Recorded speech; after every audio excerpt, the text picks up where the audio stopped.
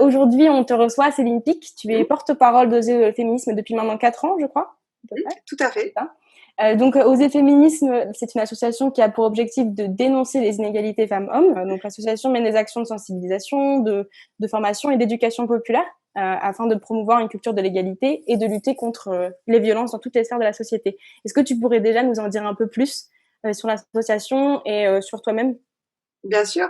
Alors, l'association, elle a été créée il y a maintenant 11 ans, en 2009, suite à la réduction des budgets du planning familial qui mettait en cause le droit à l'IVG de toutes les femmes. Et puis, l'association a bénéficié d'une très large croissance assez rapidement, puisqu'aujourd'hui, 11 ans plus tard, on a 26 antennes à travers toute la France. Et je dirais que nos actions se déploient selon 2 grands axes.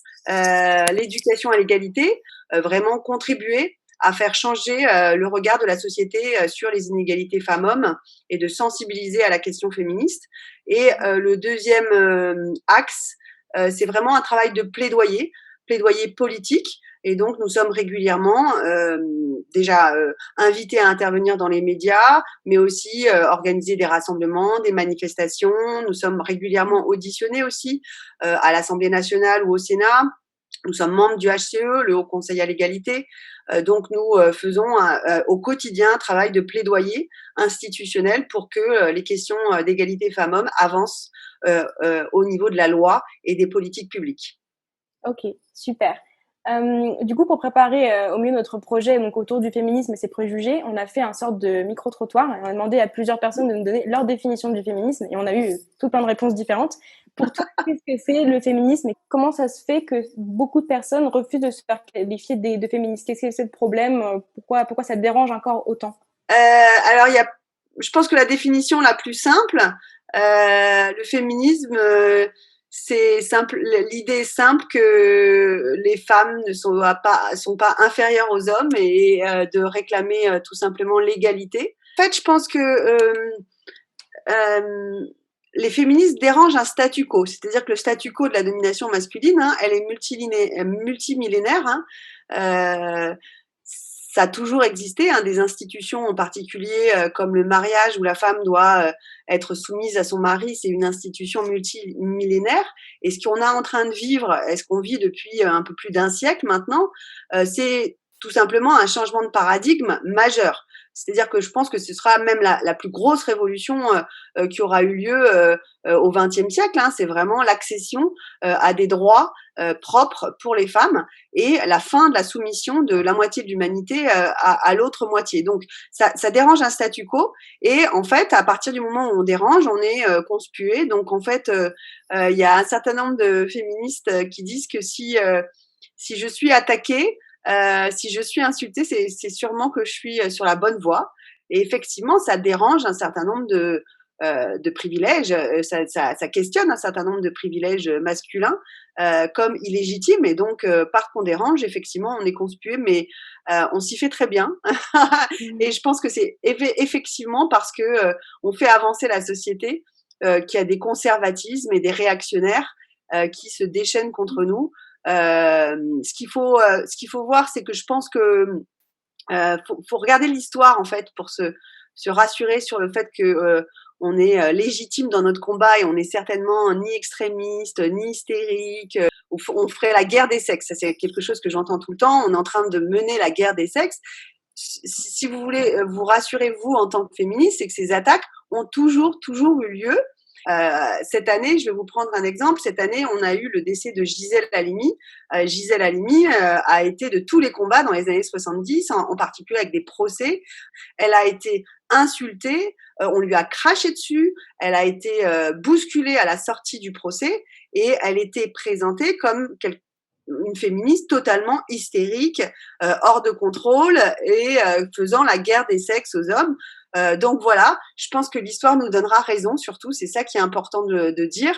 Et de la même façon, les suffragettes qui demandaient le droit de vote étaient caricaturées dans les journaux et traitées de folles, castratrices, hystériques, extrémistes. Donc tout ceci est en fait simplement une manifestation d'un conservatisme qui, en nous attaquant, pense nous affaiblir.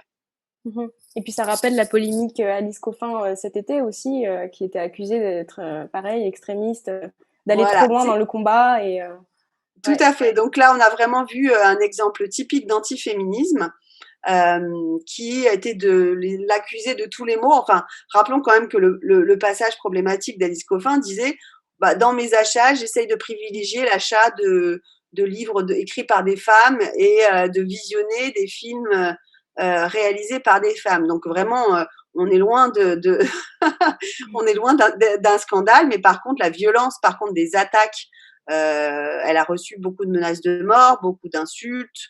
Donc ça, c'est quand même le lot quotidien des femmes aujourd'hui qui d'être cyberharcelées, des féministes engagées. On est vraiment de façon quasi systématique cyberharcelées, en particulier par l'extrême droite, mais pas que. Ça, c'est particulièrement pénible dans notre combat et particulièrement violent. Et donc, quand on nous parle d'extrémisme, je pense que l'extrémisme est plutôt dans l'autre camp. Une question du coup par rapport aux réticences, comment votre collectif arrive à dépasser en fait la mauvaise presse et les tabous moyenâgeux autour du féminisme? Comment au quotidien vous arrivez à Je pense combattre? que premièrement, je pense que c'est comme vous dites les réticences, elles existent, mais je pense qu'on va vraiment dans le bon sens hein, par rapport à la question féministe. Et les réticences, elles sont bien moindres qu'il y a 10 ans. C'est-à-dire que je pense que là, on est en train de vivre avec MeToo, mais depuis même plus, depuis une dizaine d'années et encore plus depuis 3 ans avec MeToo, une vraie révolution qui fait que ce mot féministe est assez réhabilité en réalité en fait. Donc les réticences, elles existent, elles ont toujours existé, et je pense qu'au contraire, elles sont en forte régression. On a aujourd'hui des personnalités extrêmement populaires et extrêmement fortes qui s'affichent toutes féministes. C'est quelque chose qui serait à la limite de l'impensable il y a ne serait-ce que 20 ans. De Beyoncé à Michelle Obama, de la plupart aujourd'hui des femmes politiques engagées osent se déclarer féministes. Donc pour les réticents, je suis pas trop inquiète. Je pense qu'au contraire, ce mot féministe est plutôt en vogue et en poupe, en particulier chez les plus jeunes, et on voit le succès d'un certain nombre de femmes jeunes présentes sur les réseaux sociaux qui se sont réappropriées ce mot féministe avec plutôt du bonheur. Par contre, je veux pas non plus être trop optimiste, c'est-à-dire que là, je ferai référence à une autrice américaine qui s'appelle Suzanne Faludi, qui a écrit un livre au début des années 80, donc après la décennie féministe des années 70, sur le backlash. Et là, clairement, ce que nous apprend là aussi l'histoire de la lutte féministe, c'est qu'à chaque avancée, comme on dérange effectivement un statu quo, à chaque fois que le mouvement féministe fait 2 pas en avant, je dirais qu'il y a une sorte de backlash, donc de retour de bâton très conservateur, très réactionnaire, qui nous fait faire un pas en arrière. Et ça, on l'a déjà vu hein, dans les années 80. Et je pense qu'on est aussi en train de le voir aujourd'hui, et l'émergence en particulier d'un discours suprémaciste aux États-Unis, profondément opposé à l'IVG, ou un discours qu'on appelle masculiniste. Donc masculiniste, c'est aujourd'hui en particulier les incels, c'est vraiment des hommes qui propagent et font l'apologie de la haine des femmes d'une façon extrêmement virulente. La virulence des conservatismes est simplement, je pense, à la hauteur de la force du mouvement féministe actuel. Voilà, donc c'est parce qu'on dérange que ces réticences se font jour aujourd'hui. C'est parce que MeToo est arrivé en 2017 que derrière, on a eu cette fameuse tribune de Catherine Deneuve sur la liberté d'importuner. C'est une réaction à nos avancées, et je pense que même malgré le backlash actuel, je pense que le combat féministe avance et nous allons dans le bon sens. Juste une petite dernière question, on parlait des hommes. Est-ce que du coup tu penses que pour dépasser ce masculinisme, il faut du coup intégrer des hommes dans le combat féministe? C'est vrai que c'est une question qu'on a posée dans notre micro-trottoir. Est-ce qu'un homme peut être féministe en fait? Alors bien sûr qu'un homme peut être féministe. Après, je pense que ce qui est clair, c'est que dans tous les mouvements de lutte et de libération, il y a un slogan qui dit « Ne me libérez pas, je m'en charge ». Donc, un homme qui viendrait nous expliquer que on n'a rien compris, enfin, le mansplaining dans les mouvements féministes est assez prégnant. On a beaucoup d'hommes qui viennent nous expliquer qu'est-ce qu'il faudrait faire pour lutter, comment il faudrait négocier avec son patron pour ne pas être discriminé au travail. Et puis il y a qu'à Faucon. Bon, ça, je pense qu'on peut s'en passer. Par contre, on peut avoir effectivement un certain nombre d'hommes qui soient alliés, en particulier sur la question justement des inégalités salariales, que les hommes prennent leur part. Dans le travail domestique et parental. Et on l'a vu pendant la période de Covid avec la classe à la maison, ce sont souvent les femmes qui ont fait la triple journée enfants, classe à la maison et travail. Et vraiment, je pense que les hommes, s'ils sont des alliés féministes, comme nous le souhaitons beaucoup, ce qu'on attend d'eux, effectivement, c'est de prendre leur part en termes de travail domestique et parental pour permettre aussi aux femmes de mieux s'engager dans leur carrière. Je pense que d'être des soutiens dans leur relation conjugale. Et puis aussi, moi, ce que j'attends des hommes féministes, c'est qu'ils se désolidarisent peut-être des machos. Moi, ce que je demanderais en priorité aux hommes qui se déclarent féministes, c'est d'arrêter avec cette solidarité masculine, ce boys club. Et quand vous vous retrouvez dans une situation, par exemple, professionnelle, où vous voyez un patron qui harcèle une collègue, qui, elle, est sidérée, isolée et qui n'arrive pas à répondre ou à se défendre, eh ben, se désolidariser de ces hommes qui font le harcèlement dans la rue, les remarques sexistes au travail, le harcèlement, voilà. Ça peut être une première étape et je pense qu'ils ont là toute leur place pour voilà, marquer leur solidarité par rapport à l'égalité femmes-hommes et nous soutenir dans notre lutte. Et du coup, petite dernière question, est-ce que le féminisme est quelque chose d'acquis? Et quelle évolution en fait pour le féminisme? Non, rien n'est jamais acquis. Et je rappellerai peut-être une citation de Simone de Beauvoir qui disait même: il suffira d'une crise, qu'elle soit religieuse, politique ou économique, pour que les droits des femmes reculent. Alors moi, je dirais que le féminisme, c'est comme le vélo, faut continuer à pédaler jusqu'à l'éradication du patriarcat. On a beaucoup de choses encore à faire. Et si on arrête de pédaler, en fait, on tombe. Donc non seulement il faut continuer à lutter, mais je pense que même arrêter le combat féministe nous ferait régresser. Et c'est ce qui se passe, par exemple, aux États-Unis avec Trump, où là, le droit à l'IVG est concrètement extrêmement menacé. Et le changement à la Cour suprême préfigure peut-être une interdiction pure et simple de l'avortement aux États-Unis. Donc on peut régresser, hein. On régresse également dans d'autres, enfin en France on n'est pas toujours mieux loti. Donc vraiment la lutte doit continuer. C'est certainement pas un acquis.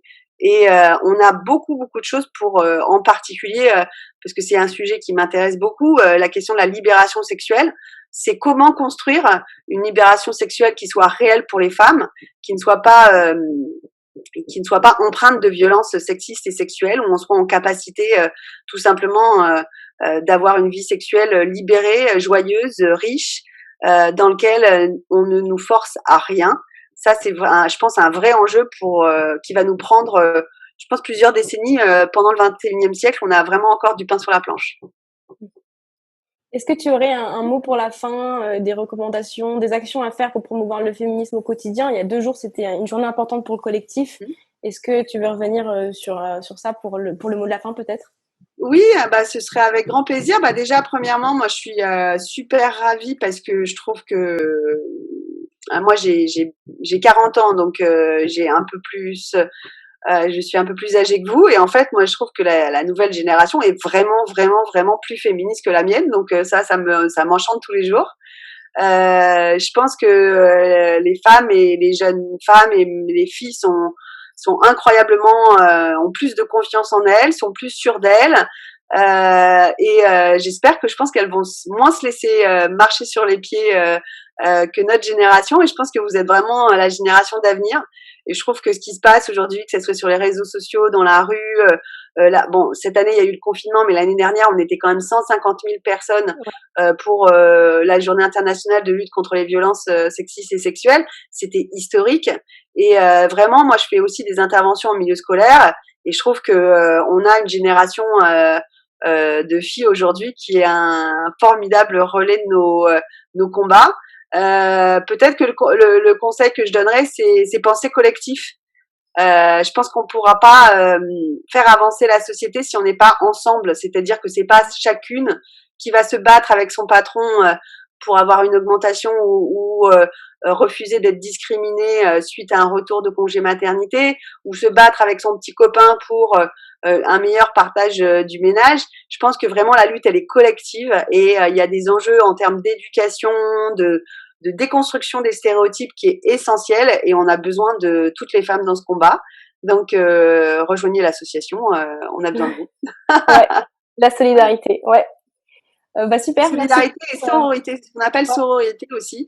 Je pense que vraiment, ce qui sera peut-être une des clés de l'avancée des combats féministes, c'est la capacité pour les femmes de créer des réseaux et de s'entraider entre elles et d'avoir une vraie approche politique de la sororité qui soit vraiment l'union des forces. Okay. Les garçons savent très bien faire ça, hein, la cooptation, le boys club. Donc, pas nécessairement dans de recréer l'équivalent d'un boys club, qui est plutôt une façon d'exclure un certain nombre de personnes, mais vraiment plutôt penser solidarité. Et voilà, c'est ce que dit l'hymne des femmes. Hein, c'est parlons-nous, regardons-nous. Ils nous ont isolés, les hommes. Parlons-nous, regardons-nous. Et vraiment la solidarité entre femmes est, je pense, la clé du féminisme.